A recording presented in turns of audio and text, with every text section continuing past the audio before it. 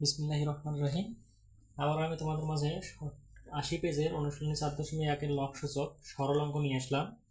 তো দেখো, এখানে ইনভার্স আছে, পাওয়ার আছে। তাহলে ইনভার্স যদি থাকে তাহলে আমরা উপরে একটা 1 দেব।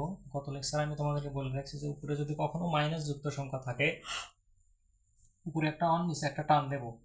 তাহলে নিচে পাওয়ার যুক্ত সংখ্যা, তাহলে 2 এর উপর পাওয়ার 1, 2 এর উপর পাওয়ার 1, এইভাবে তোমরা দিতে পারো। আবার এখানে 1 আছে, 1 বা 1, 5 এর উপর পাওয়ার 1 আছে, 5 এর উপর পাওয়ার 1। তাহলে এখানে আর যদি তোমরা এটা ইউজ করো তো সমস্যা নেই, না করলে সমস্যা নেই, কারণ আমরা জানি যে কোনো সংখ্যার উপরে 1 পাওয়ার দিলে দেওয়া যে কথা, না দেওয়া একই কথা। তাহলে এইটা 1/2 হলো কিভাবে, ইনভার্স থাকলে উপরে একটা 1 লিখতে হবে, পাওয়ার যুক্ত সংখ্যা যা থাকবে তাই আমরা লিখব। তাহলে কথাটা হচ্ছে, যদি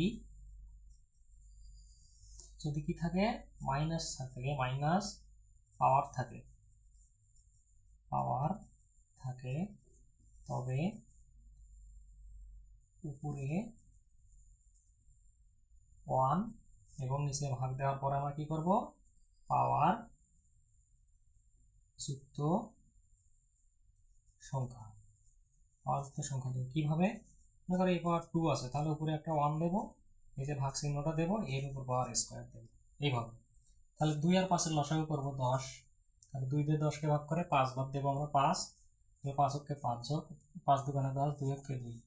তাহলে এটার উপরে পাওয়ার 1 আছে, 1 দিলাম আমরা। তাহলে 5 আর দিয়ে 7 দেবো, নিচে 10 আছে, 10, এটার উপরে পাওয়ার 1 আছে।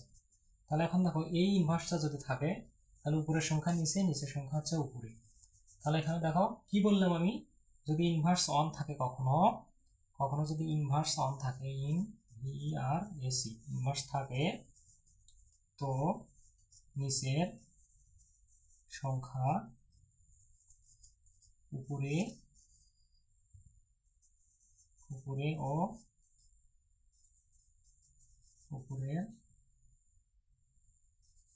উপরের সংখ্যা নিচে যায়। তাহলে সংখ্যাটা চেঞ্জ হয়, স্থানটা পরিবর্তন হয়। ঠিক সেম আমাদের 4 নম্বর প্রশ্নটা। তো আমরা 4 নম্বর প্রশ্নটা পরে সমাধান করব।